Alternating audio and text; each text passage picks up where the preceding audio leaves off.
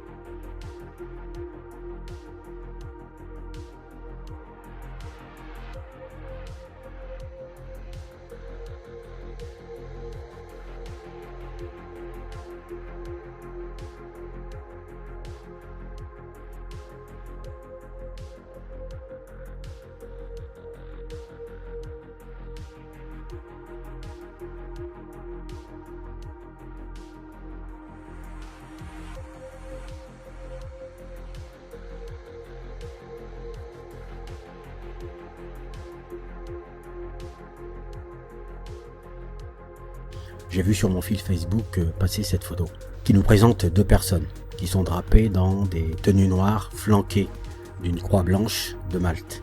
Alors la personne qui est à gauche est Nelson Mandela, dirigeant historique de l'ANC, ancien président de l'Afrique du Sud, et à droite, l'homme qu'il y a sur la photo est le duc Richard de Gloucester, qui est le cousin de la reine d'Angleterre, et qui sur cette photo a le grade de grand prieur de l'ordre de Saint-Jean. Alors cet ordre de Saint-Jean, ou Saint John, est un ordre chevaleresque anglais, et son nom original est le Vénérable Ordre de l'Hôpital de Saint-Jean de Jérusalem. La branche qui est rattachée à la royauté anglaise a été en fait refondée en 1888, après l'accession au trône de la reine Victoria. Et depuis cette époque, l'ordre est appelé Ordre de Saint-Jean, ou Saint John. Et ceux qui sont à la tête de cet ordre sont tout simplement la monarchie anglaise. Alors en 1888, au moment de sa refondation, cet ordre-là donnait des formations de secourisme et ces ambulanciers étaient considérés comme très efficaces. Le symbole que vous voyez à l'écran représente une croix de Malte, ainsi que 2 licornes et 2 lions. Alors la licorne, c'est le symbole de l'Écosse, et le lion, celui de l'Angleterre. Et en fait, la combinaison du lion et de la licorne s'est opérée lorsque James VI, roi d'Écosse, est en fait devenu James Ier, roi d'Angleterre, en 1603. C'est-à-dire que jusqu'à cette date-là, on ne trouvait sur les blasons anglais que 2 lions. Et ça n'est qu'en 1603 donc qu'un des 2 lions a laissé sa place à la licorne, qui était donc le symbole de l'Écosse. Hormis la licorne et le lion, nous avons donc la croix de Malte. Alors en lisant toutes les infos, la plupart des liens qui relataient l'implication de Nelson Mandela dans la franc-maçonnerie étaient des liens provenant de sites complotistes, c'est-à-dire des sites qui ne vous parlent que du matin au soir de franc-maçon, d'Illuminati, etc.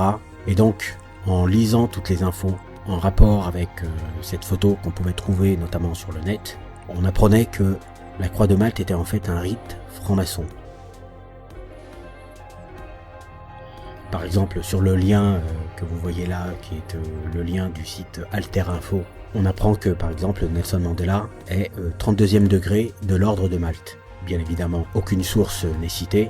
Sur un autre site du même genre, Stop Mensonge, on apprend cette fois qu'il est passé 33e degré. On ne sait pas d'où sont les sources, mais en tout cas, c'est écrit noir sur blanc. Et bien évidemment, les gens qui ont un niveau d'instruction très bas, puisque très souvent, ce sont ces gens-là que visent tous ces sites ou tous ces blogs complotistes. Des gens pas de plafond, intellectuellement parlant, qui ne raisonnent pas beaucoup.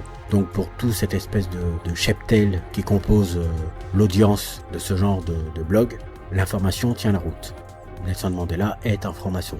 Sauf que bien sûr, il y a un problème, c'est que Nelson Mandela n'est ici pas reçu par une loge maçonnique, mais un ordre qui aujourd'hui, au moment où je parle, en 2015, est un ordre caritatif, qui est certes dérivé des Templiers de l'ordre de la Croix de Malte, qui était un ordre militaire né au XIIe siècle. On entend souvent par exemple l'expression de moine-soldat. Eh bien cette notion de moine-soldat, elle est précisément née par le biais de ces Templiers qui au Moyen-Âge étaient soutenus par quasiment toutes les monarchies européennes et par le Saint-Siège. Ces Templiers ont participé aux croisades. Donc c'était un ordre militaire très riche, très jalousé, qui d'ailleurs était tantôt utilisé par les monarques pour combattre leurs ennemis, et quand ils devenaient trop puissants, les monarques leur tombaient tout simplement sur la tête et essayaient de les réduire à néant. Alors dans le livre La feuille d'érable et la croix blanche, l'écrivain Christophe McCreery nous démontre justement qu'à la base, l'ordre de Saint John était bien un ordre militaire et religieux, qui au fil du temps est donc devenu un ordre caritatif. Cet ordre de Saint Jean, qu'on revoit aujourd'hui, a tout simplement gardé toute cette espèce de folklore qui est en fait inhérent à toutes ces sociétés de l'époque. C'était pareil pour les Rosicruciens. Donc voilà ce que dit McCreery, page 181, je cite: « En termes généraux, on peut diviser les ordres en 4 catégories principales: religieuses, militaires, chevaleresques, distinction et fraternelle. Au cours du dernier siècle, une 5e catégorie a été créée, celle des ordres du mérite. L'ordre de Saint-Jean s'est d'abord dévoué auprès des pèlerins en Terre Sainte, le travail de l'hospitalier, et a défendu la Terre Sainte contre les musulmans. L'ordre de Saint-Jean était alors un ordre religieux et militaire, qui est devenu ce que nous pouvons aujourd'hui appeler un ordre caritatif, qui incorpore également la tradition chevaleresque, dont fait partie le régime de distinction honorifique. Les ordres, en tant que distinction honorifique, sont des sociétés d'honneur instituées et sanctionnées par l'État, et qui visent habituellement à reconnaître les services exemplaires de très haut niveau rendus au cours d'une longue période de temps. Les ordres se divisent habituellement en divers grades niveaux afin de reconnaître ceux qui ont rendu des services à divers niveaux et dans le cadre de responsabilités plus ou moins importantes. Aujourd'hui, l'ordre de Saint-Jean est à la fois une organisation caritative et un ordre de chevalerie. Mais pour revenir donc à tous ces ordres qui sont en fait, si on veut, des dérivations des Templiers de l'époque du Moyen-Âge qui allaient combattre notamment durant les croisades, il faut savoir que les déclinaisons qui ont existé de ces Templiers, il en existe aussi des déclinaisons maçonniques. Et parmi ces déclinaisons maçonniques que l'on a des Templiers, nous avons les Knights Templars, qui a repris le nom en fait des tout premiers Templiers. C'est à cause de la récupération de ces loges maçonniques que la confusion a eu lieu, ou du moins que des gens continuent aujourd'hui à faire des confusions. Alors Karen Ralch a écrit un livre sur les Knights Templars, et déjà elle dénonçait justement cette confusion qu'il y a entre les Templiers qui sont issus des chevaleries chrétiennes, d'une part, et d'autre part, les ordres maçonniques qui ont récupéré l'intitulé de Templiers dans leur nom, et elles démontrent que ce sont bien des séquences historiques totalement différentes les unes des autres. Les francs-maçons, eux, se sont inspirés de toute façon du folklore mystico-ésotérique des Templiers. Tout comme d'ailleurs, ils se sont inspirés du folklore mystique et ésotérique de l'ancienne Égypte. Il faut d'ailleurs aussi noter que parmi les Templiers, il y avait des francs-maçons. Donc il y a bien une distinction à faire entre les ordres comme la Saint-Jean, ici Saint-Jean courant britannique, qui n'est absolument pas une loge maçonnique, et de l'autre côté, de véritables loges maçonniques, qui ne se cachent même pas. Par exemple ici, vous avez les loges maçonniques du rite de York, ce sont donc les loges maçonniques américaines, parmi lesquelles vous trouverez certains ordres qui font des références explicites à l'ordre de Malte, ou aux Templiers. Sauf que là, vous avez affaire de vrais francs-maçons. Jean Moreau dit exactement la même chose dans son livre sur les francs-maçons. Je cite, « Les francs-maçons ne descendent ni des Templiers ni des Rose-Croix. Rappelons les faits. L'ordre des pauvres chevaliers du Christ, plus connu sous le nom de l'ordre du Temple, est fondé en 1119 par 2 chevaliers français, Geoffroy de Saint-Omer et Hugues de Pince. Il regroupe des moines, soldats chargés de protéger les pèlerins en Palestine, et participe de ce fait aux croisades. Il édifie de nombreuses résidences fortifiées appelées commanderies, et acquiert une puissance et une fortune considérables, ce qui préoccupe Philippe le Bel. Celui-ci contraint le pape Clément V à abolir l'ordre en 1307. Arrêtés, torturés par les inquisiteurs dominicains, les Templiers avouent d'incroyables crimes avant, pour certains d'entre eux, de se rétracter. Plus loin, il continue. Aucun document précis n'atteste de filiation directe entre Templiers, Rose-Croix et francs-maçons. Nombre d'associations, plus ou moins secrètes, prétendent cependant descendre des Templiers ou des Rosicruciens, perpétuer leur tradition. Certaines en retiennent une spiritualité respectable. D'autres sont dangereuses dans leur dérive sectaire. Ainsi celle du Temple solaire, quand elle promeut et réussit des suicides collectifs, ou tel autre dont le projet est d'entrer en croisade pour défendre l'Occident assiégé par les hordes barbares. Par exemple, les francs-maçons eux-mêmes ne sont pas exempts d'erreurs pouvant entretenir la confusion sur les rapports entre les 3 mouvements. C'est ainsi que le chevalier de Ramsay, un des fondateurs de la maçonnerie spéculative, qui milite pourtant pour la rédemption par le savoir, écrit dans son célèbre discours de 1736 « Nos ancêtres les croisaient ». Donc malgré le fait qu'il y ait des similitudes, des analogies entre Templiers, Rosicruciens, c'est-à-dire les membres de la Rose-Croix, et les francs-maçons, il n'en reste pas moins que ce sont 3 séquences totalement différentes. Il y avait des Templiers qui étaient des francs-maçons, tout comme il y a eu des musulmans qui étaient francs-maçons. Alors ça c'est assez amusant puisque en faisant un peu mes recherches, j'ai appris par exemple que l'émir Abdelkader, qui est le héros national en Algérie, celui qui a combattu la colonisation française et qui est considéré actuellement en Algérie comme le père de l'État algérien moderne, était en fait un franc-maçon du Grand Orient.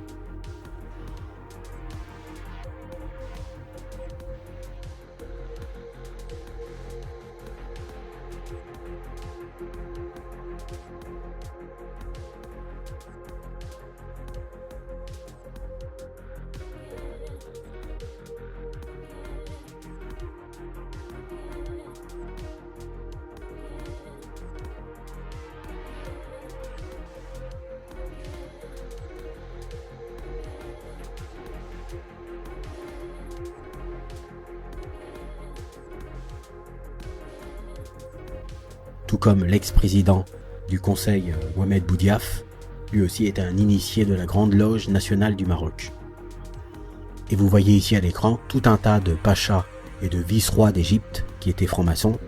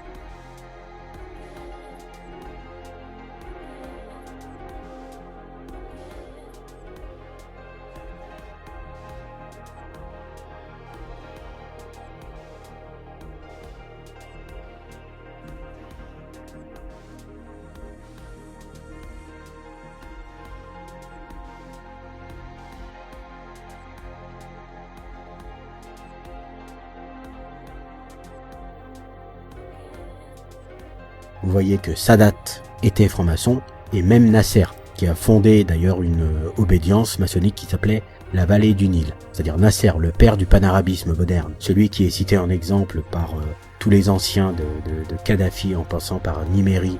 Eh bien, Nasser était un franc-maçon. Et vous avez tout un tas d'autres dirigeants de pays arabes, de Tunisie, du Maroc, d'Algérie, de Turquie, du Proche et du Moyen-Orient, jusqu'en Iran, qui étaient des francs-maçons. Alors je ne vais pas revenir sur tous les francs-maçons qu'il y a dans ces parties du monde que je viens de citer, mais je vous inviterai à aller jeter un coup d'œil sur le site grandorientarabe.org, grandorientarabe.org, qui est le site d'où j'ai tiré toutes ces sources. Pour en revenir à nos Templiers donc, si avoir des Templiers francs-maçons, parce qu'il existait des Templiers qui étaient des francs-maçons, et qui sont ensuite devenus francs-maçons à part entière.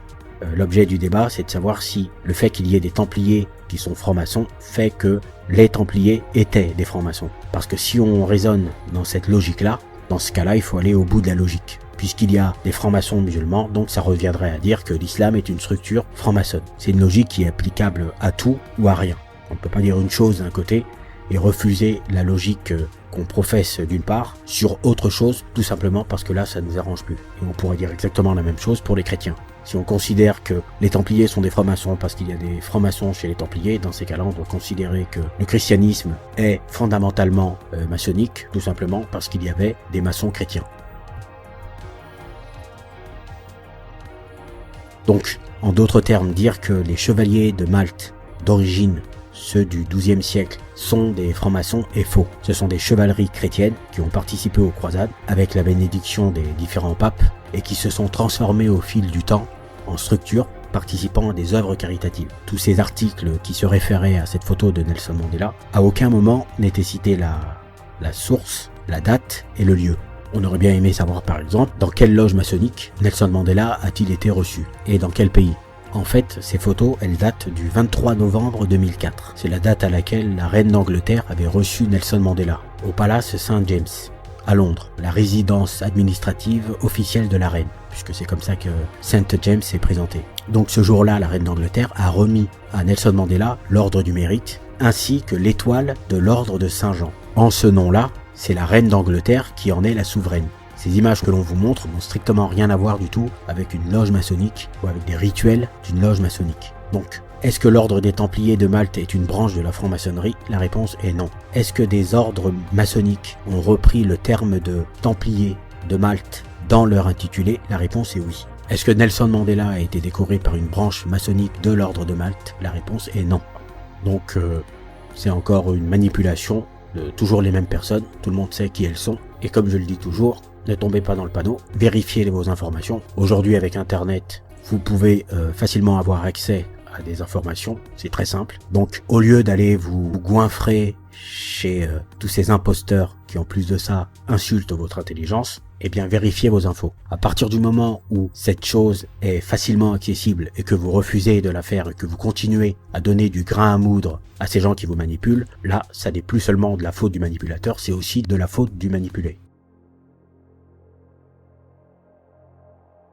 Nelson Mandela faisait partie des Chevaliers de Malte, une division des Templiers. Il existe un rituel attaché au diplôme, mais très peu le possèdent. Et il est généralement communiqué après que le candidat ait été créé Templier. De Joria a été un soutien...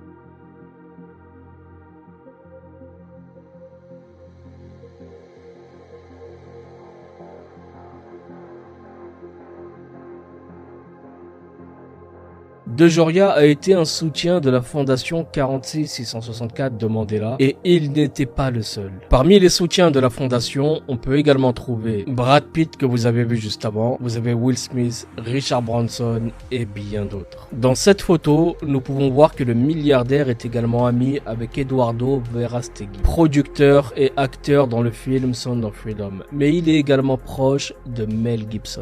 La fille de John Paul de Joria que vous voyez ici est membre du conseil d'administration de la fondation Baby to Baby. Cette fondation, vous allez le voir, est l'une des préférées des célébrités de premier plan. Célébrités qui, vous allez le voir, sont loin d'être des anges. On peut y trouver par exemple Kim Kardashian, Kamala Harris ou encore Katy Perry. John Paul de Joria a également fondé Patron's Tequila en 1989 qui utilise une abeille comme logo. Dans cet article, John Paul de Joria reviendra sur la signification de cette abeille en disant, je le cite, « L'abeille sur la bouteille de Patron, qui est donc la marque de sa tequila, est un symbole de la marque. Elle représente le travail acharné et le dévouement nécessaire à la fabrication de chaque bouteille Patron. » Mais vous allez voir mes amis qu'il nous envoie un peu à côté de la réalité. Dans cet article de la loge maçonnique de l'Ohio, on peut lire que la ruche d'abeilles est un emblème de l'industrie et recommande la pratique de cette vertu à tous les êtres créés depuis le plus haut séraphin des cieux jusqu'au plus bas reptile de la poussière. Elle nous enseigne qu'à mesure que nous venons au monde en tant qu'êtres intelligents, nous devons donc être industrieux, ne jamais nous asseoir satisfaits pendant que nos semblables autour de nous sont dans le besoin, surtout lorsqu'il est de notre pouvoir de le soulager sans inconvénient pour nous-mêmes. En bref, vous avez là une sorte de commandement maçonnique.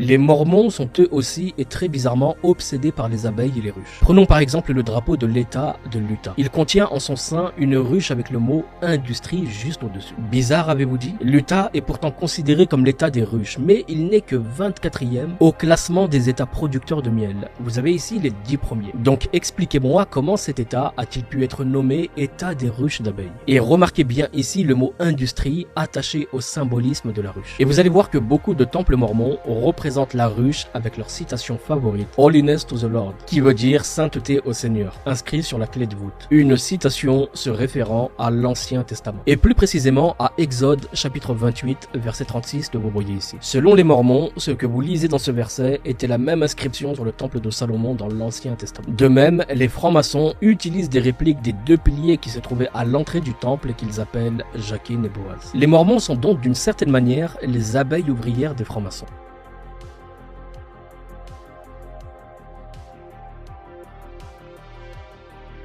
Que vous ayez déjà fait ou non votre dotation au temple, vous aurez sûrement entendu dire qu'il y a une ressemblance entre notre dotation du temple et certaines cérémonies maçonniques. Le danger de se concentrer sur les ressemblances est qu'on en oublie les grandes et nombreuses différences. Le but de la dotation et la signification de l'alliance n'ont rien à voir avec les cérémonies maçonniques. Would people talk about religion here in a meeting? Absolutely not. La ressemblance se limite juste à quelques symboles, actions et paroles. Joseph Smith est devenu maître maçon en mars 1842, puis il a dirigé quelques mois plus tard la première cérémonie de dotation en mai 1842. La franc-maçonnerie a sûrement influencé Joseph d'une façon ou d'une autre lorsqu'il était en train de préparer la dotation. Certaines personnes croient que cela signifie que nos cérémonies du temple sont un plagiat de la franc-maçonnerie et que cela fait de Joseph un imposteur. Mais le lien entre ces deux pratiques n'était absolument pas un secret pour les premiers saints des derniers jours. Les 9 premières personnes qui ont reçu leur dotation étaient francs-maçons. Et ils n'ont eu aucun problème avec les ressemblances. Mais il y a de nombreuses façons différentes dont les saints des derniers jours d'aujourd'hui comprennent pourquoi il existait des ressemblances. Le site de l'Église parle de 2 de ces points de vue. Le premier est le suivant. Certains saints des derniers jours estiment que les similarités entre le format et les symboles de la dotation, des rituels maçonniques et de nombreuses cérémonies religieuses anciennes sont la preuve que la dotation est le rétablissement d'une ordonnance ancienne. En d'autres termes, il y a des ressemblances entre ces deux cérémonies parce que toutes les deux sont basées sur des pratiques chrétiennes datant de l'Antiquité. Mais comment cela peut-il être vrai, sachant que les spécialistes ne datent la franc-maçonnerie qu'à partir du Moyen-Âge? Parce que quelle que soit l'époque où cette organisation a démarré, comme l'a dit Robert Cooper, la majorité des symbolismes et de l'iconographie des francs-maçons a été adoptée à partir du christianisme. Par exemple, le révérend Neville Crier a expliqué que les signes maçonniques sont issus de l'ensemble des gestes utilisés par des ordres monastiques orthodoxes. Il avait l'impression que l'instruction évangélique de la franc-maçonnerie tirait ses racines de la méthode du culte monastique ou d'un monastère. Il est donc totalement plausible que Joseph avait raison quand il disait que la franc-maçonnerie était une dotation apostate, tout comme les religions sectaires étaient des religions apostates. Nous croyons que pendant l'apostasie, plusieurs aspects de la prêtrise et des ordonnances du temple ont été triturés et éparpillés à travers de plusieurs religions et traditions. La deuxième interprétation que donne l'Église est la suivante. D'autres font remarquer que les idées et les institutions de la culture dans laquelle Joseph Smith se trouvait contribuaient souvent au processus par lequel il obtenait la révélation. Par exemple, Dieu utilise votre culture et votre environnement pour vous révéler des choses de façon à ce que vous compreniez. Et parce que les personnes à l'époque de Joseph étaient familières avec la franc-maçonnerie, certains aspects en étaient utilisés pour présenter et ritualiser la dotation de manière plus efficace. Le spécialiste Ben Spackman a écrit « Des aspects de leur environnement vont fortement se refléter dans la révélation, et c'est une partie nécessaire de la révélation, pas un préjudice à sa qualité en tant que révélation. Les ressemblances avec l'environnement peuvent indiquer ou non un emprunt ou un remaniement, mais elles n'écartent pas automatiquement le fait que ce soit une révélation. Par exemple, vous savez déjà que la loi de la circoncision a été donnée à Abraham comme signe ou symbole de l'alliance abrahamique. Mais ce que vous ne savez peut-être pas est que Abraham n'a pas été le premier à pratiquer la circoncision. Elle existait déjà avant, en Égypte par exemple. Ce n'est probablement pas une coïncidence que la circoncision ait été mise en pratique après le séjour d'Abraham en Égypte. Dieu a pris quelque chose qu'Abraham connaissait et l'a adapté dans un autre but. Et ce n'est pas un problème du tout. Il a fait la même chose avec l'arc-en-ciel après le déluge. L'arc-en-ciel a été redéfini comme un signe de l'alliance entre lui et Noé. Comme Spackman l'a dit, Jésus a transformé l'eau en vin. Il ne l'a pas créée à partir de rien.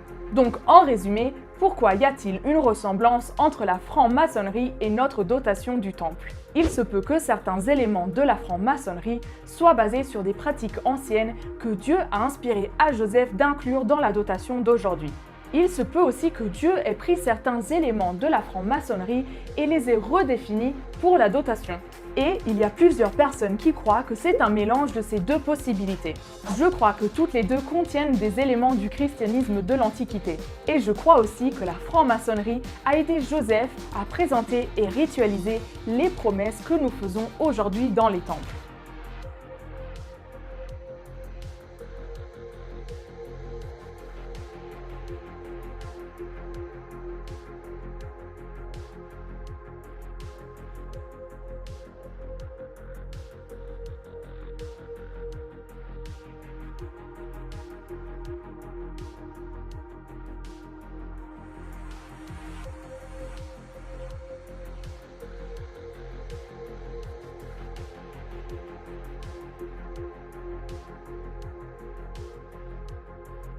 Joseph Smith, qui fut le fondateur du mormonisme et descendant d'une longue lignée de francs-maçons, était un mordu du sceau de Salomon, de la magie et de l'occultisme. Sa famille détenait ce parchemin sur lequel on pouvait d'ailleurs retrouver la fameuse formule Holiness to the Lord. Les symboles présents sur ce parchemin correspondent au sceau démoniaque utilisé dans la Kabbale. Les Mormons ont également leur ligne de vêtements et seuls les Mormons dignes ont le droit d'en porter. Ces vêtements comportent le compas que vous voyez ici, l'équerre de l'autre côté et plus bas au niveau du nombril, la règle. On en trouve facilement encore sur internet aujourd'hui. L'église mormone croit que les symboles occultes sont bons. Ils portent d'ailleurs ce qu'ils appellent des pyjamas magiques qui incluent le symbolisme maçonnique.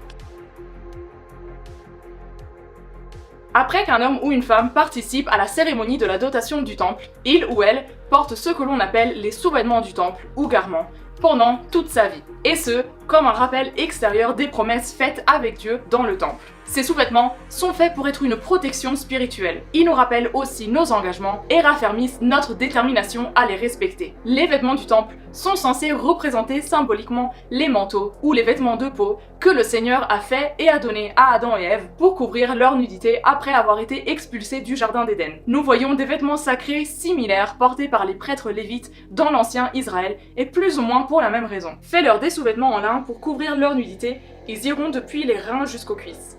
Aaron et ses fils les porteront quand ils entreront dans la tente de la rencontre ou quand ils s'approcheront de l'autel pour faire le service dans le sanctuaire. Le vêtement du temple est sacré pour les saints des derniers jours, tout comme les autres vêtements religieux sont sacrés pour les autres confessions. Dans la foi catholique romaine, il y a le scapulaire, ainsi que d'autres habits qui sont portés par le clergé. Il y a aussi le turban sikh, le hijab musulman, etc. C'est aussi ce qui pourrait expliquer que sur cette photo, Tim Ballard porte ici, lors d'un meeting en Argentine, une cravate avec le compas et l'équerre qui sont symboles maçons sans pressions aucune. Je vous disais donc que Ballard est un mormon. Il est même descendant de mormons pour être plus exact. Son grand-père Melvin Ballard a été ordonné apôtre et est devenu membre du collège des 12 apôtres le 7 janvier 1919 et il y servira jusqu'à sa mort en 1939. Son père, Russell Ballard, est également membre du collège des 12 apôtres de l'église mormone depuis 1985. Actuellement, il est le 3e apôtre le plus ancien de l'église. Il est d'ailleurs soupçonné d'avoir secrètement aidé à lancer l'organisation Opération Underground Railroad de son fils financièrement grâce à son influence au sein de l'église mormone. Tim Ballard a démarré sa carrière à la CIA en 2001. Fait étrange mes amis, cette photo de John Paul DeJoria et sa femme en présence d'un représentant non identifié de l'agence gouvernementale en 1999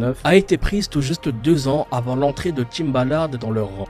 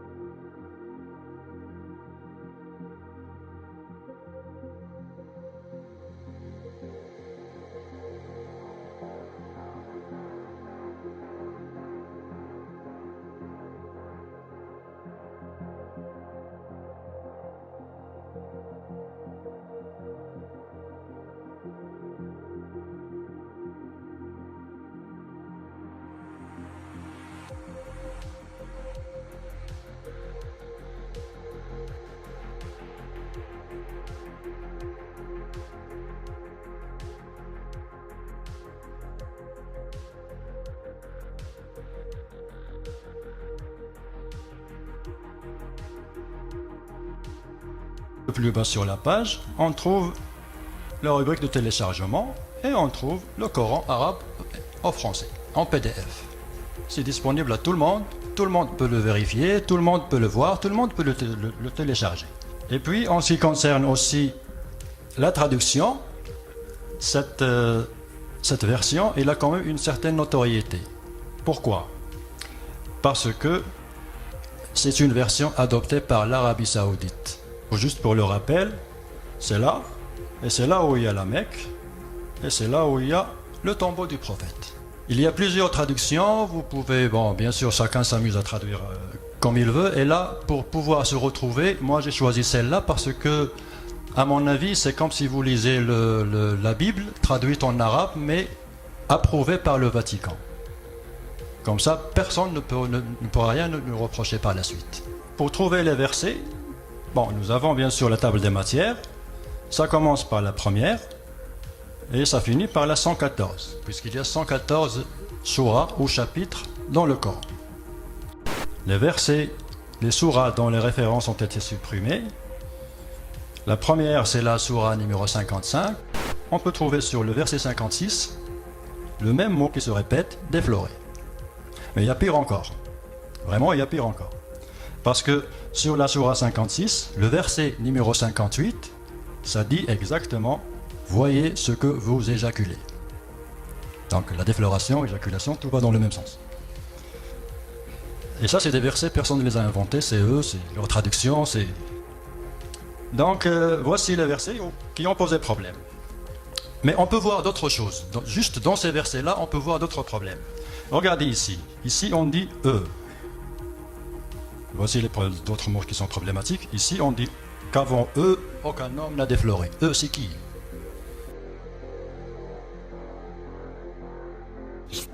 Bonjour mes amis.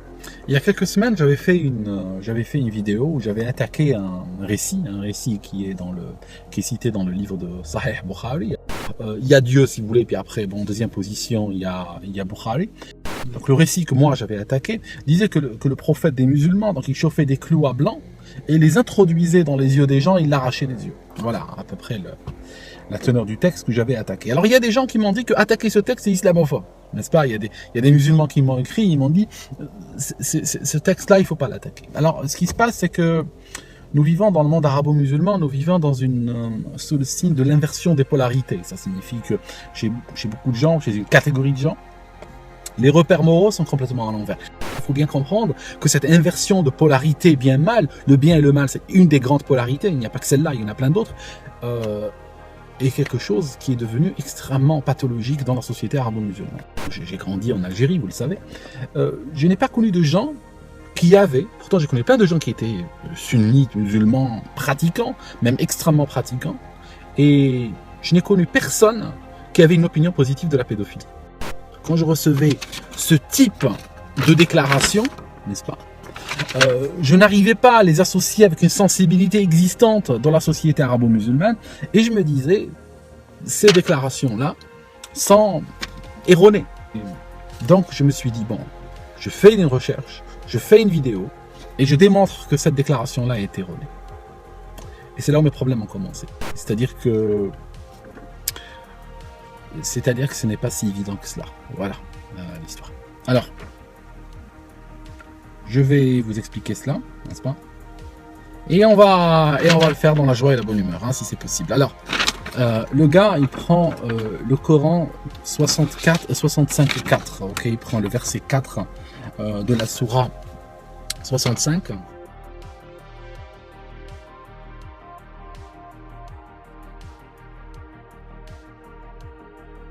Une femme peut divorcer, mais elle est enceinte de son mari avec lequel elle vient de divorcer. Et si elle se remarie, si on imagine qu'elle divorce aujourd'hui, et qu'elle se remarie par exemple dans une semaine, ou dans 2 jours, ou dans un mois, et qu'après naisse un enfant, au bout de 8 mois, ou 9 mois, ou autre, on aura une problématique, on aura une hésitation sur la paternité de cet enfant-là. Or, paternité veut dire responsabilité, veut dire droit de garde, veut dire nom, veut dire héritage, veut dire plein de choses. Ce n'est pas simple. L'humanité n'a pas voulu se retrouver dans une situation où on a 2 hommes et chacun peut dire c'est pas mon enfant. Ou bien au contraire, on peut avoir 2 hommes et chacun dit c'est le mien. D'accord? Donc, qu'est-ce qui se passe? Les gens ont introduit ce qu'ils ont appelé un délai de vie de 8 ans. Maintenant, quand j'ai commencé à faire des recherches, malheureusement, j'ai été extrêmement choqué. J'arrive sur un forum musulman, d'accord? Donc je me dis, Multaqa al-Tafsir, pour ceux qui veulent savoir. Donc j'arrive sur ce forum-là, et puis en googlant, en faisant des recherches, pour savoir un petit peu, c'est quoi l'opinion, c'est comment le public musulman parle de ce verset-là, parce que je n'ai jamais vu d'interprétation comme celle qui est faite dans ce tweet. Je ne l'ai jamais vu, donc je voulais savoir un peu comment le public réagit à cela. Alors, le forum est très important. Ce forum, juste pour vous donner une petite idée, il a 2 millions de likes sur Facebook. Donc c'est pas le petit forum, c'est un forum immense. Au nom d'Allah, clément et miséricordieux, on a des gens chez nous qui écrivent toujours comme ça, on dirait que, je sais pas, ils n'arrivent pas à parler normalement, quoi, un peu pour dire simple. Notre frère, il dit son nom, stop. Il ne parle pas de ce que tu ne sais pas. Qu'Allah t'aide. Toujours un petit peu d'Allah, n'est-ce pas, toujours. Il faut toujours Allah à chaque phrase. C'est comme ça qu'on les reconnaît d'ailleurs chez nous. Alors, la première technique d'endoctrinement de propagande islamique, c'est la répétition et le martèlement des mots. La répétition et le martèlement des mots et des expressions toutes prêtes, toutes faites, est une technique d'endoctrinement utilisée depuis la nuit des temps. Cette technique est tellement efficace pour programmer et contrôler le cerveau des gens qu'elle est utilisée aussi bien par la publicité que par les dictatures politiques, comme les régimes communistes, les régimes fascistes et les régimes islamiques. Et il apparaît d'après ta participation que tu es en train de parler d'une interprétation de Coran sans aucun savoir. Ça signifie que tu es en train d'interpréter juste en lisant et en utilisant ton opinion. Et nos savants, nos maudits savants, comme je vous ai dit la dernière fois, ont dit que ceci était haram. Tu n'as pas le droit d'interpréter. Ça signifie qu'en réalité, le Coran, en fait, est un livre de chant. N'est-ce pas? Est un livre de chant, est un gris-gris que tu achètes, tu gardes à la maison, mais tu n'as pas le droit de lire, tu n'as pas le droit d'interpréter. Enfin, tu peux même lire, si tu veux, comme tu lirais de la poésie, ou du chant, ou autre, ou des incantations, dans le contexte d'un gris-gris. Mais tu n'as pas le droit d'interpréter les mots que tu es en train de lire. C'est haram. Nos savants ont dit ça. D'accord? Il dit que c'est un consensus entre les musulmans. D'accord, c'est un consensus entre les musulmans que le mariage de la petite fille non pubère ou prépubère est quelque chose de complètement halal, de complètement autorisé. Alors, en fait, ce qui est terrible chez nous, je vais vous dire un truc, mes amis, je vais vous dire un truc terrible, c'est que chez les occidentaux, il y a des pédophiles. Chez les juifs, il y a des pédophiles. Chez les chrétiens, il y a des pédophiles. Il y en a partout. D'accord, il y en a. Mais le problème chez les autres nations, ils se cachent. D'accord. Ils se cachent, ils marchent à l'ombre. Ils ont peur des autres. Ils ont honte de la tare qui est la leur. Chez nous, ils n'ont pas honte. Chez nous, c'est eux qui disent « Stop, tais-toi, ignorant ! Comment tu en tiens des propos anti-pédophiles ou pédophilophobes ?» ou je ne sais pas comment appeler ça. Je perds mes mots. Pareil, il y a des assassins dans le reste du monde. Mais ces assassins-là, qui ont soif de sang humain, ne viennent pas en France ou en Allemagne ou aux États-Unis à la télévision cracher leur haine et cracher leur soif du sang humain et quand quelqu'un leur parle, ils disent t'as pas honte de me contrarier? C'est ça le problème qu'on a chez nous. Ça signifie que la racaille, la lie, les gens qui dans une société normale sont soit enfermés dans des prisons, dans des hôpitaux psychiatriques ou enfermés dans la honte de laquelle ils ne devraient pas sortir, chez nous ce sont eux qui tiennent le top, c'est eux qui parlent, c'est eux qui ont la gueule solide pour parler, pour imposer leur opinion, et les braves gens doivent se taire. Donc on doit dire pardon, excuse-moi, tu sais, j'étais égaré, j'ai pensé que c'était pas bien de marier des bébés de 3 mois, mais bon, maintenant que tu le dis, mon cher frère, et que tu parles au nom d'Allah et tout, t'as raison, moi je suis rien, qui suis-je moi? Et ceci est une illustration absolument écrasante de cette inversion de polarité de laquelle je vous parlais au début de la vidéo. يقول واللائي لم يحضن وكذلك عدة اللائي لم يحضن من الجواري لصغارهن إذا طلقنا بعد الدخول. En fait, il dit que l'interprétation du verset, il dit cette partie du verset que je vous avais montré tout à l'heure évoque donc celles qui ont été divorcées après les prépubères, voilà, parce qu'elles sont jeunes, qui n'ont pas leurs règles, si elles sont divorcées après la consommation du mariage, en fait. Hein. Ba'da al-dukhul. Donc voilà, quoi. Ce qui fait que là, moi j'ai pris une claque, hein, vous comprenez, parce que moi, d'accord, à la rigueur, je peux dire bon, ce gars, c'est un islamophobe, voilà, tu peux t'en sortir comme ça. Maintenant, le type dans le forum n'est pas islamophobe. Vous comprenez ce que je veux dire, hein, c'est un forum de musulmans. Et j'ai vu sur ce forum des gens qui ont été bannis par les modérateurs pour des choses mais futiles. Le gars il défend la pédophilie sur plusieurs posts. La pédophilie dans l'islam, il y a personne. Il n'y a personne qui vient arrêter ou qui vient, ni un intervenant, ni un modérateur, ni rien. D'accord? C'est quelque chose de tout à fait naturel. Elles ont été touchées, ça signifie, ils ne vont jamais dire elles ont eu des rapports sexuels, donc il y a toujours des mots comme ça. Elles ont été touchées, elles n'ont pas atteint l'âge où elles ont leurs règles, alors qu'elles ont été touchées. Leur délai de viduité est de 3 mois. Je vous la montre. Donc je ne fais que lire, hein. Pardon, je ne fais que lire. Donc ça c'est Tabari. Alors bon, je me suis dit, c'est peut-être que... Enfin, je me suis dit, Tabari raconte des conneries, hein, vous savez, hein, ça peut arriver. Hein. C'est pas parce qu'il a un nom... parce qu'il a un nom arabe, qu'il a vécu il y a longtemps que... J'ai pris Tafsir al-Qurtubi. Tafsir al-Qurtubi, je l'ai pris sur un site qui s'appelle IslamWab. C'est une sorte de site où on trouve pratiquement... c'est un site sunnite où on trouve tous les livres en téléchargement et tout ça. C'est assez pratique pour chercher. Et donc là, pareil, il explique. واللائي لم يحضن يعني الصغيرة فعدتهن 3 أشهر. Je vous montre ici. Je vous montre là. Regardez. Là où j'ai souligné. D'accord. Et là où j'ai souligné en vert, c'est là où il dit allez, ijma'. Ça signifie un consensus. Ça signifie il est en train de dire le Barawi, enfin Mohamed ibn Abi al-Ansari al-Qurtubi, celui qui a écrit ça. Il est en train de dire il y a un consensus sur ça. Alors, j'ai pris Tafsir Ibn Kathir. Alors, j'ai pris Tafsir Ibn Kathir, d'accord. Ibn Kathir, c'est un des piliers du sunnisme encore, de l'islam si vous voulez. C'est quelqu'un qui trouve ses livres dans toutes les mosquées. C'est comme le premier tafsir que je vous ai montré. Hein. C'est comme celui-là, Tafsir Tabari, il est partout. Je trouve dans n'importe quelle mosquée, bibliothèque, librairie, je veux dire université, je veux dire c'est quelque chose de très courant. Alors là, j'ai pris le numéro 8. J'ai pris le volume numéro 8, hein, d'accord, pour ce livre-là. Mais il dit pareil. Hein. Il dit pareil, là où il y a le petit sticker rouge, hein, pour ceux qui lisent l'arabe. Pour les autres, c'est clair, il dit exactement la même chose. Hein. Celles qui n'ont pas atteint l'âge d'avoir leurs règles. J'ai pris Fath al-Bari. Alors, Fath al-Bari, d'accord. C'est un livre qui a été écrit par Ibn Hajar al-Asqalani, un des piliers du sunnisme encore. Fath al-Bari, c'est quoi? Alors, Fath al-Bari, je vous explique ce que c'est, pour que vous puissiez localiser un petit peu ce livre dans la multitude de livres qui existent.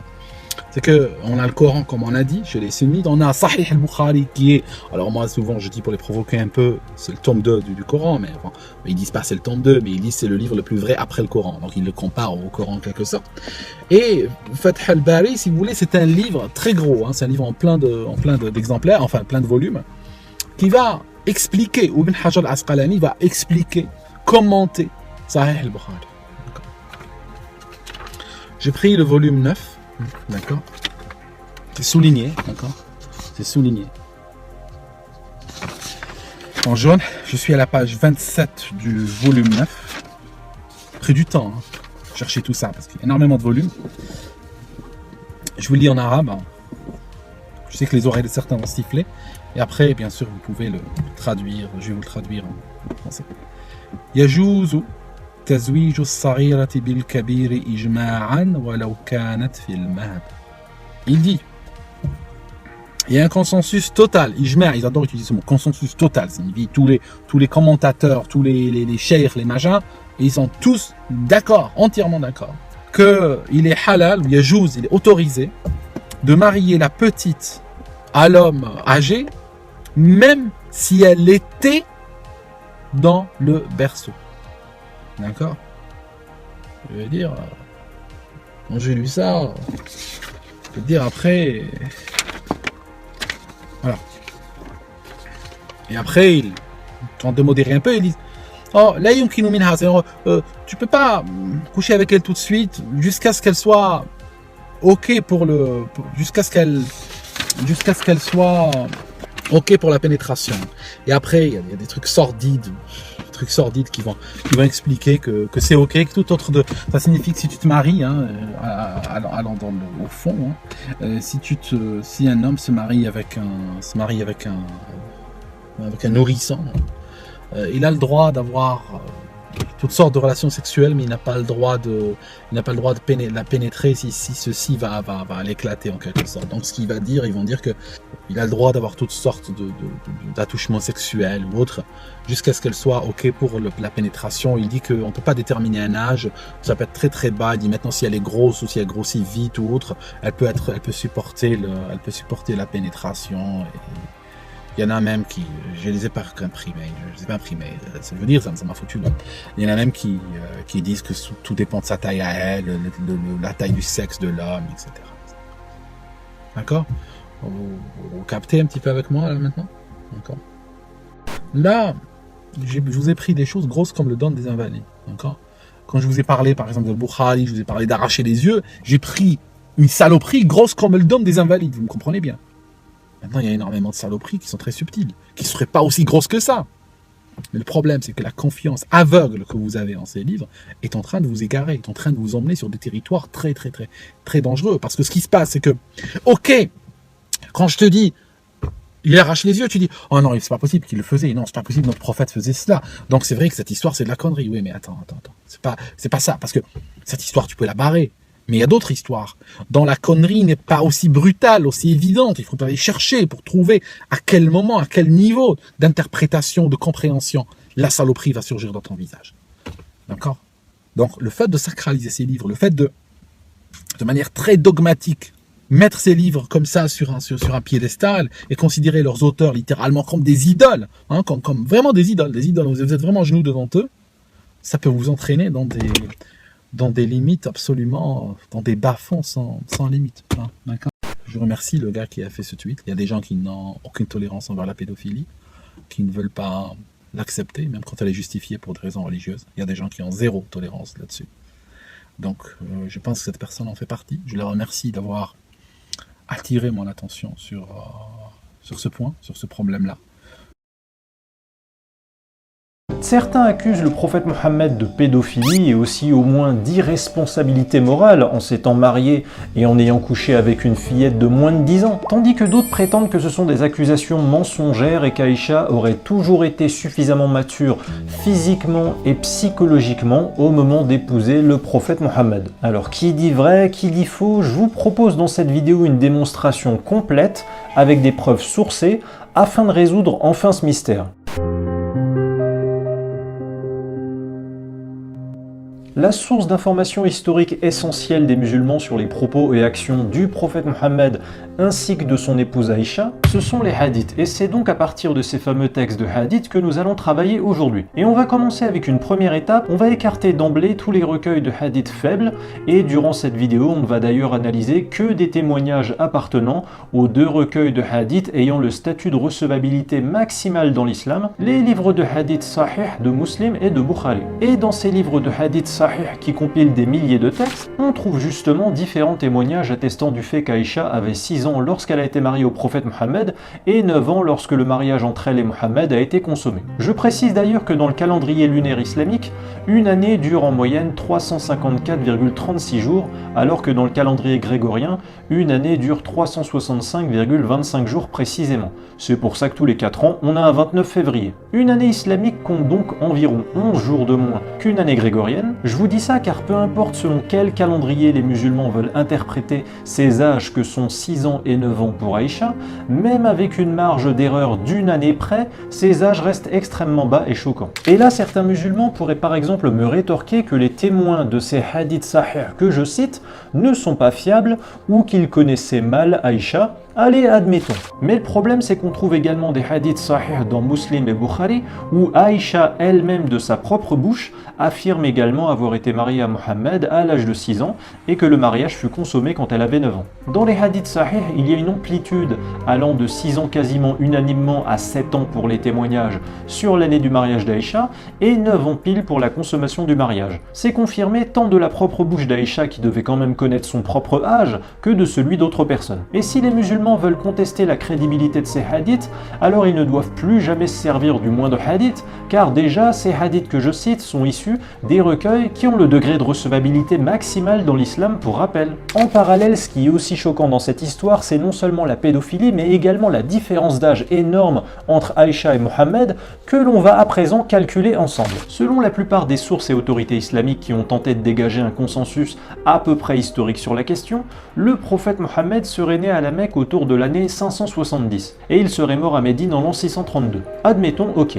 On peut donc estimer que le prophète Mohammed a vécu 61 à 62 années de vie par rapport au calendrier grégorien, selon que l'on soit soucieux ou non de calculer à un jour d'anniversaire près, et par conséquent ça nous donne environ 63 années de vie pour le prophète Mohammed si l'on calcule par rapport au calendrier lunaire islamique. Ça tombe bien, ça coïncide justement avec les témoignages dans de nombreux hadiths sahih, autant d'Aïcha elle-même que de contemporains du prophète Mohammed, selon lesquels Mohammed serait mort à l'âge de 63 ans. Et puisque des hadiths confirment que le prophète Mohammed est mort quand Aïcha avait 18 ans, une petite soustraction permet donc de déduire que le prophète Mohammed avait environ plus ou moins 51 ans, bientôt ou révolu, quand il a épousé Aïcha qui en avait alors seulement 6. Le prophète Mohammed était donc 8,5 fois plus âgé qu'Aïcha lorsqu'il l'a épousée. Or, je ne connais aucun musulman du monde occidental actuel qui accepterait que sa propre petite sœur de 6 ans se marie à un quinquagénaire. Et en poursuivant le calcul, le prophète Mohammed avait donc 54 ans lorsqu'il a consommé son mariage avec la petite Aïcha, qui en avait alors seulement 9. Par ailleurs, les livres de hadith sahih ne peuvent pas être parfois acceptés par les musulmans quand ça les arrange, et à d'autres moments refusés quand leur contenu devient gênant. Sinon, c'est trop facile. Pourquoi les hadiths sahih sur les âges d'Aïcha se seraient ajoutés, mais pas les textes des mêmes hadiths sur la façon de faire la salade ou les ablutions par exemple. À partir de là, des musulmans qui se sentent coincés osent parfois sortir un prétexte pour contourner l'accusation de détournement de mineurs et de pédocriminalité envers leur prophète. Prétendent qu'Aïcha, à 9 ans, était déjà une jeune femme avec suffisamment de maturité physiologique et psychologique pour être prête au mariage et à la vie sexuelle. En gros, ils prétendent qu'à 9 ans, Aïcha avait déjà ses règles et avait une conscience réfléchie plus proche de l'esprit adulte que de celui de l'enfant. Mais déjà, à ma connaissance, aucun témoignage historique ne mentionne qu'Aïcha a enfanté tant durant son mariage avec Mohammed qu'après la mort de Mohammed. Et on ne sait pas à partir de quand elle a eu ses premières règles, mais allez, admettons que Mohammed ait attendu qu'Aïcha ait ses premières règles à 9 ans avant de commencer à avoir des relations sexuelles avec elle. En France, l'âge moyen des règles, c'est 12 ans et demi. Pourtant, c'est pas dans les jours ou les semaines qui suivent les premières règles des fillettes françaises de 12 ans et demi que celles-ci sont alors mariées dans la foulée. Il y a des lois en France pour protéger les préadolescentes qui ne peuvent pas se marier et encore moins avoir un rapport sexuel avec un quinquagénaire. Même si Aïcha avait eu ses règles depuis l'âge de 6 ans, admettons, je m'excuse, mais 6 ans ça reste un âge beaucoup trop influençable et innocent pour être capable de choisir l'homme de sa vie et pour désirer le mariage. Et en plus, il y a une différence d'âge disproportionnée entre une fillette de 6 ans et un mari de 51 ans, et c'est tout autant disproportionné et glauque un rapport sexuel entre une fillette de 9 ans et un homme de 54 ans. Et pour ce qui est de la prétendue maturité psychologique d'Aïcha malgré son jeune âge, là encore c'est un prétexte problématique, car quand le prophète Mohammed rendait visite à Aïcha dans son espace d'habitation personnel, comme pour chaque épouse de Mohammed qui avait le sien, Aïcha y jouait avec ses poupées et des copines fillettes y jouaient avec elle. Aïcha confirme cela dans ce hadith de Bukhari, et c'est pareil pour les recueils de Muslim où il est expliqué qu'Aïcha a été conduite comme épouse dans la maison du prophète Mohammed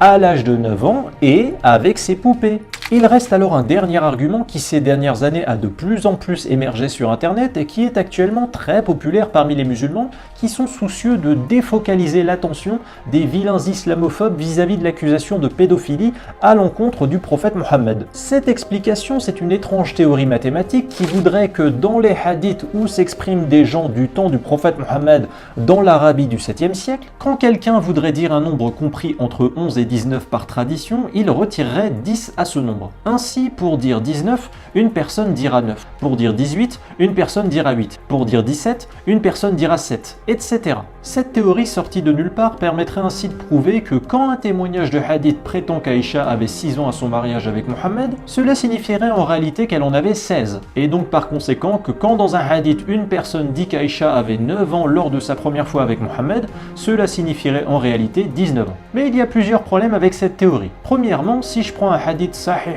sur un tout autre sujet par exemple, un hadith où Sahib bin Yazid dit qu'il a accompagné ses parents au pèlerinage quand il était un garçon âgé de 7 ans, ça voudrait donc dire qu'il avait 17 ans, selon cette théorie qui veut que pour exprimer 17, les gens enlèveraient une dizaine et diraient juste 7. Mais si jamais cet individu avait vraiment accompagné ses parents à l'âge de 7 ans, alors il aurait dû dire quel âge? Un âge en dessous de 0? En plus, dans un autre hadith, Allah est surnommé le Seigneur des 7 cieux. Or, ça ne peut pas signifier les 17 cieux, car les 7 cieux, c'est une norme cosmologique incontestable dans le Coran. Donc vous voyez bien avec l'exemple des 7 cieux que des hadiths sahih qui disent 7 peuvent signifier 7. Alors pourquoi bizarrement des hadiths qui disent 6, ça signifierait pas 6 mais 16, et pourquoi 9, ça ne signifierait pas 9 mais 19? De même ailleurs dans un autre hadith sahih, il est question des fameuses 5 prières quotidiennes. Donc ici 5 veut dire 5. Franchement les musulmans, vous voulez vraiment nous faire croire que dans les hadiths, 5 signifie 5, puis 6 signifie 16, et 7 signifie 7, puis à nouveau 9 signifie 19. Bizarre comme système. C'est bizarre en effet, mais certains musulmans ont trouvé la parade, c'est de prétendre que ce sont uniquement les âges des individus dans les hadiths qui sont concernés par la règle du nombre entre 11 et 19 auquel on ne citerait pas la dizaine. Ce qui fait que dans les hadiths on dirait 6 ans à la place de 16 ans et 9 ans à la place de 19 ans, mais dans ces mêmes hadiths, les 7 cieux ou les 5 prières quotidiennes qui ne sont pas des âges ne seraient pas concernés par cette règle lexico-numérique insolite. Alors moi je veux bien, mais avant de colporter ce genre de légende mensongère, encore faut-il s'assurer qu'il n'existe pas des hadiths sahih qui citent des âges situés entre 11 et 19 ans. Or, par exemple, j'ai trouvé des hadiths sahih où il est question d'Ibn Ummar âgé de 14 ans et l'année suivante, on le cite comme âgé de 15 ans. Or, si dans les nombreux hadiths donnant 6 et 9 ans à Aïcha, on est censé comprendre que ça signifie 16 et 19 ans, car c'était soi-disant une tradition de faciliter langagière mathématique, d'enlever la dizaine avec 1 dans l'Arabie du 7e siècle pour parler de l'âge des gens, alors normalement, il devrait y avoir écrit ici que Ibn Ummar avait 4 et 5 ans pour parler de 14 et 15 ans. Or, ce n'est pas le cas. Cette vidéo touche à présent à sa fin. Je voudrais quand même insister auprès des musulmans sur le fait que ce mariage du prophète Mohammed avec une fillette de moins de 10 ans n'est pas censé être un élément anodin à évacuer, à excuser, en se disant qu'après tout, dans le passé, ce genre d'ignominie pouvait arriver partout sur Terre. De n'importe quel monstre ou détraqué humain, vous pouvez vous en désolidariser facilement peut-être, mais Mohammed est censé être le dernier des prophètes de Dieu et un exemple comportemental pour vous les musulmans. Ce mariage de Mohammed est d'ailleurs la raison pour laquelle tant de petites filles au cours de ces derniers siècles ont été mariées à des hommes adultes, voire très âgés dans le monde musulman, cherchant à respecter l'exemple de la vie de Mohammed. Alors la première, c'est celle-là. C'est la sourate, prologue ou ouverture, c'est elle qui commence tous les livres du Coran que vous trouvez. Mais là, il y a un problème. Ce chiffre-là, numéro 5, là c'est la sourate numéro 1. Bon, c'est clair, mais ce chiffre-là, c'est l'ordre chronologique de la révélation. Quand on va à la deuxième c'est la Surah Al-Baqarah, la Surah Al-Abash. Là aussi on a un problème, parce que là il est la deuxième sur le livre, mais chronologiquement elle est au numéro 87 sur 114. Donc, il faudrait revoir tout ça. Si on veut bien lire le Coran, au moins le lire selon l'ordre chronologique de révélation. J'ai fait un graphique que je vous montrerai. Le voilà. Là, j'ai pris les sourates du Coran selon l'ordre qu'ils ont dans le livre. Et en fonction du nombre de versets. Il y a celle qui contient 5-6 versets, d'autres qui contiennent 240 à 280 versets.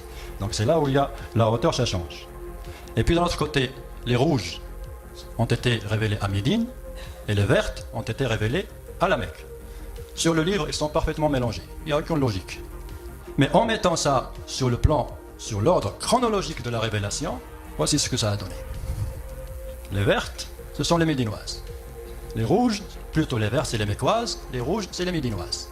Alors maintenant, voilà ce qu'on va faire. La première ici, la première qu'on nous demande de lire, la prologue. En réalité, elle est la 5e. La deuxième qu'on nous demande de lire, ça on l'a déjà vu, elle est au niveau 87. La troisième, là voilà, c'est la 89. La quatrième, c'est la 92. La 5e, c'est la 112, c'est carrément la dernière. La 8e, sur le livre, elle est au niveau 88. La 9e, c'est carrément la dernière, c'est la 113. C'est comme si on nous dit de lire le Coran par sa fin, en commençant par la fin. Donc, il doit y avoir une philosophie, mais on ne nous l'a pas expliqué. Mais on va les suivre. De toute manière, on va les suivre. Sauf que nous, on va commencer par la 114. La première révélation faite au prophète. Où est-ce qu'on peut la trouver sur le Coran? Et c'est la première, c'est très important. Parce que c'est la première que les gens de l'époque ont cru. Malheureusement, on la trouve 96. Pourquoi est-ce qu'on l'a mis à la 96?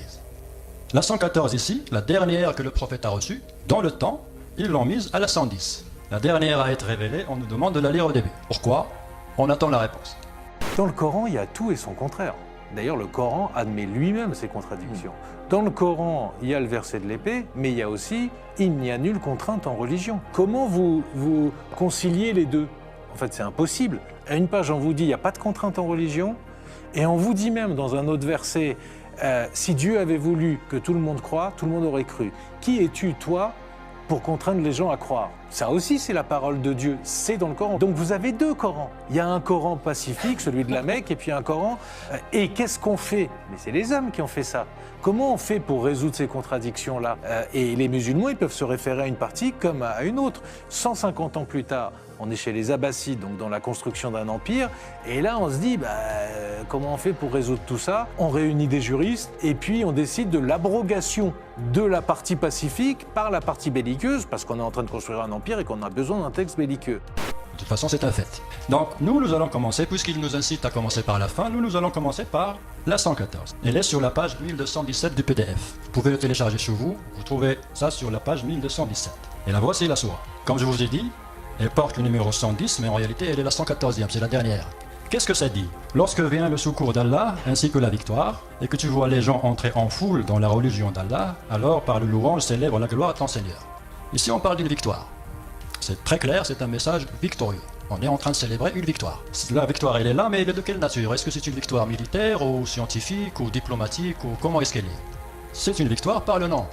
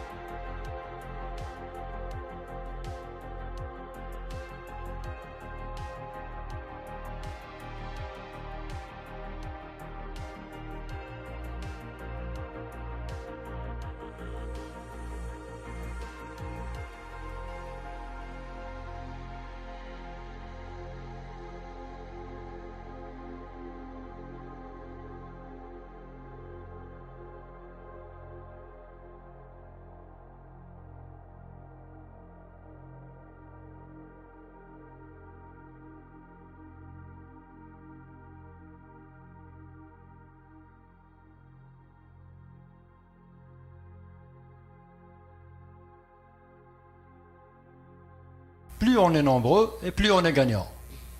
Et ça se voit jusqu'à nos jours dans notre réalité.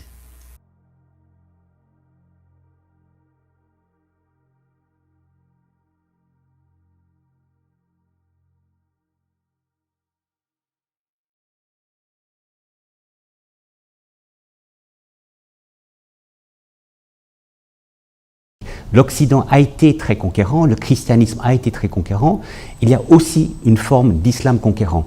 Alors je dis tout de suite, la grande majorité des musulmans sont paisibles, cherchent à s'intégrer, n'ont aucun projet de conquête.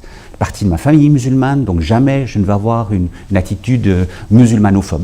J'aime les musulmans, et voilà. Mais lorsqu'on regarde les textes fondateurs de l'islam, ce que j'appelle le normatif, lorsqu'on regarde l'histoire de l'islam, ce que j'appelle l'effectif, ce qui est produit par les textes fondateurs, et lorsqu'on regarde l'interprétatif, comment les musulmans interprètent leur histoire et les textes, on voit qu'il y a 3 composantes. Il y a la spiritualité communautaire, il y a un projet politique et il y a une stratégie militaire. Le fait de vouloir conquérir, ce n'est pas là le problème. J'ai envie de dire que ceux qui défendent une version universelle des droits de l'homme cherchent à conquérir la planète. Ils veulent précisément que les valeurs des droits de l'homme soient universelles.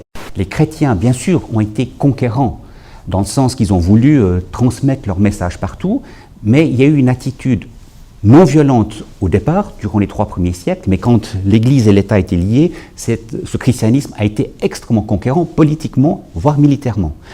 Lorsqu'on voit des musulmans libéraux, il y en a beaucoup, lorsqu'on voit des musulmans culturels, il y en a beaucoup, ils n'ont aucun projet politique et ils n'ont aucune visée militaire.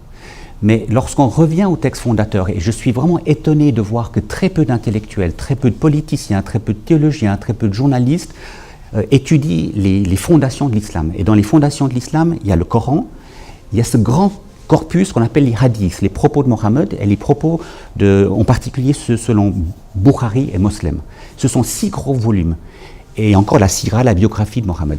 Et lorsqu'on étudie l'ensemble de ces sources, on voit que Mohammed, il a été prophète, il a été chef politique et il a été stratège militaire. Donc un musulman qui voudrait être conforme à Mohammed, il va soit se limiter à la dimension spiritualité, mais d'autres vont lui dire, mais attendez, il y a aussi le projet politique, il y a aussi la conquête militaire. Pour les chrétiens, c'est différent. Jésus n'a jamais eu le pouvoir politique. Et il a dit, rendez à Dieu ce qui est à Dieu et à César ce qui est à César. Donc les premiers chrétiens n'ont tué personne lorsqu'ils ont propagé la foi. Ils sont morts pour leur foi, mais ils n'ont tué personne. Durant les 3 premiers siècles de l'islam, il y a eu des conquêtes politiques et militaires. Donc le rapport au texte est très différent. Un chrétien qui va forcer des gens à se convertir à l'islam avec le pouvoir politique et militaire n'est pas conforme aux évangiles. Il va trouver les textes de l'Ancien Testament, mais les chrétiens sont censés lire l'Ancien Testament à la lumière du Nouveau, à la lumière de la non-violence. Un musulman qui voudra islamiser l'État et utiliser des stratégies militaires, que ce soit la terreur, que ce soit la conquête militaire quand ils ont le pouvoir, est en conformité avec l'enseignement de Mohammed. Donc on a 2 rapports au texte fondateur et à l'histoire qui sont assez différents. L'utilisation de la terreur est justifiée dans le Coran, les hadiths et la sira. Et l'utilisation, la référence à la terreur, Mohammed a dit, il y a quelque chose de spécifique dans ma mission que Allah m'a donné, c'est l'utilisation de la terreur. Dans cette vidéo, nous allons donner et expliquer quelques lois et pratiques discriminatoires et violentes que la religion islamique exerce contre les musulmans laïcs et ouverts et contre les non-musulmans aussi, qu'ils soient des chrétiens, des juifs, des bouddhistes, des agnostiques, des animistes, des athées, etc. Ces lois et ces pratiques discriminatoires, des violations des droits de l'homme dans l'islam, sont en réalité quelques feuilles choisies dans le livre noir de l'islam. Et ces extraits que nous allons présenter démontrent que la religion islamique, comme beaucoup de religions, n'a rien à voir avec le créateur de l'univers s'il existe. L'islam, surtout son volet social et politique, est loin d'être une pratique spirituelle pour rapprocher les êtres humains entre eux et pour les rapprocher de Dieu, comme ils disent. Mais l'islam, comme beaucoup de religions, est une idéologie politique, sociale, qui a été fabriquée par les humains pour contrôler le corps, l'esprit et la vie même d'autres humains, et pour les exploiter, surtout économiquement et sexuellement aussi, au nom de la spiritualité et du sentiment religieux et du sens du sacré que l'être humain éprouve au fond de lui-même. La religion, en vérité, c'est une manipulation des gens, c'est un lavage de cerveau, et l'islam est exactement comme ça. C'est une manipulation, un lavage de cerveau. Les actes de discrimination de l'islam contre les musulmans laïcs et contre les autres religions et croyances, ces actes sont souvent inscrits dans la loi islamique appelée Ash-Sharia en arabe, la Sharia. Ces lois discriminatoires sont appliquées dans tous les pays musulmans, du Maroc jusqu'en Indonésie. C'est ainsi que des dizaines de milliers de musulmans innocents ont été emprisonnés, torturés, assassinés, simplement parce qu'ils ont écrit des poèmes des récits historiques, des livres religieux ou des livres tout court, ou dessiner des caricatures, ou tourner des films jugés blasphématoires par les autorités politiques et religieuses qui veillent à imposer la dictature de la loi islamique, la charia, dans le monde musulman. Par exemple, en 2021, en Algérie, un professeur universitaire en islamologie, très connu, le docteur Saïd Jab el-Khair, a été condamné à 3 ans de prison car simplement il a osé dire que le sacrifice du mouton pendant l'Aïd et la vénération du cube noir de la Mecque pendant le pèlerinage sont d'anciens rites païens arabes copiés par l'islam. Et pour ces déclarations purement historiques, pacifiques, le professeur Jab el-Khair a été accusé de blasphème et de mépris de toute la religion islamique. Et comble de l'ironie et du comique, il a été aussi accusé d'ébranler la foi de tous les Algériens, à cause de cette phrase anodine. Il a ébranlé la foi de tout un peuple. 3 ans de prison pour ces phrases historiques, anodines, pacifiques. Par contre, en Algérie ou ailleurs, dans le monde islamique, vous pouvez dire n'importe quoi contre le christianisme, contre le judaïsme, contre Jésus. Personne ne vous embêtera et surtout, vous n'irez jamais en prison. C'est ça la dictature de l'islam et ses lois violentes, discriminatoires. En vérité, les lois islamiques, sharia, sont des violations flagrantes des lois et des chartes internationales qui garantissent à tous les êtres humains l'égalité, la dignité, la liberté de disposer de son corps et la liberté de croire ou de ne pas croire. Qui vous protégera d'Allah s'il vous veut du mal? Sourate 33, verset 17. Le Créateur peut-il vouloir du mal à ses créatures? N'est-il pas que bonté? Si Allah veut du mal, c'est que le mal est en lui. Il n'est donc pas bon. Ou alors il n'est pas un. Ou alors il n'y a pas de différence entre le bien et le mal. Et comment aimer un Dieu qui vous veut du mal? Puisse l'homme périr. Sourate 80, verset 17. Depuis 1400 ans, l'homme n'a toujours pas péri. Pourquoi Allah n'est-il pas exaucé? Et par qui s'il est Dieu? Je remplirai l'enfer d'êtres humains. Sourate 11, verset 119. Mais si Allah remplit l'enfer d'êtres humains, que reste-t-il à faire à Satan? Et si Allah est Dieu, qui est Satan? Et bon, avant, il faudra que peut-être que je fasse une petite remarque à propos de ces insultes envers l'oncle du prophète. Je me suis demandé que font de tels propos injurieux dans un livre saint destiné à guider l'humanité. Vous voyez, y a-t-il la moindre spiritualité dans ce chapitre? Le moindre sagesse, le moindre conseil, le moindre enseignement spirituel ou temporel. C'est un chapitre qui n'a aucune utilité. Est-ce que c'est un délit de le dire? Qui a partagé le Coran en soura, en chapitre? Qui a fait les noms? Ce chapitre ça s'appelle tel et ce chapitre ça s'appelle... Qui a fait ça? Bon. La révélation, on va pas discuter là-dessus. Ils disent que c'est divin, on va en rester là. Mais la répartition, c'est qui l'a fait? C'est qui a mis la 87 comme la deuxième? C'est qui l'a appelé la soura, la vache? C'est qui a décidé que ce chapitre c'est 280 versets et celui-là c'est juste 5? C'est qui a fait ça? La réponse qu'on a de par les musulmans, c'est que c'est le prophète lui-même qui disait tel verset, ajoutez-les avec tel autre, appelez-les ce nom. L'ensemble, et ainsi de suite. Celui-là, puisqu'il ne porte pas la formule de commencement, et ça a été dit dans plusieurs, je vous invite bien sûr à vérifier par la suite, lorsqu'il est décédé, on s'est retrouvé avec ces versets-là sans nom. Comment est-ce qu'on va les appeler? Peut-être il avait lui-même l'intention de les boucler par la suite et de leur donner un nom, mais la mort a été plus rapide que lui. Et donc, ça se trouve dans le Coran. C'est un chapitre sans vraiment être un chapitre, mais c'est le chapitre le plus difficile du Coran. Et on va voir pourquoi. Alors, le mot de la fin du prophète, comme je l'ai dit, le verset numéro 5. À peine le verset numéro 5. On n'a pas encore vu le 129. On a vu juste le 5e. Après que les mois sacrés expirent, tuez les associateurs, où que vous les trouviez, capturez-les, assiégez-les dans toute embuscade. Waouh! Ça commence bien, non? Bon, on va passer le 28 aussi, il est très difficile. Oh, que vous Ou vous qui croyez, les associateurs ne sont qu'impureté. Je vous le rappelle, ça c'est des versets, c'est pas moi qui les ai inventés. Personne ne les a inventés, soi-disant c'est Dieu qui les a dit. Le 29, combattez ceux qui ne croient pas ni en Allah, ni au jour dernier, qui n'interdisent pas ce qu'Allah et son messager a interdit et qui ne professent pas la religion de la vérité, parmi ceux qui ont reçu le livre, jusqu'à ce qu'ils versent la capitation par leurs propres mains en état d'humiliation. Vous imaginez l'importance. Combattez, capturez, assiégez, embuscade. De quoi on parle? Capitation. Bon, on va continuer. Le verset 123, c'est encore très dangereux. Ou vous, ô vous qui croyez, combattez ceux des mécréants qui sont près de vous et qu'ils trouvent de la dureté en vous. Bon, je vous invite d'abord, pour ceux qui sont intéressés, prenez un papier et stylo, notez les noms des versets et des sourates pour vérifier par la suite par vous-même. Le PDF est disponible. Tous les chiffres là que je vous donne, vous pouvez les vérifier. Donc, juste avec ces 4 versets, c'est vraiment un problème. Mais on va continuer. On va prendre le 28 d'abord. Parce qu'il est vraiment... Il y a matière à réfléchir.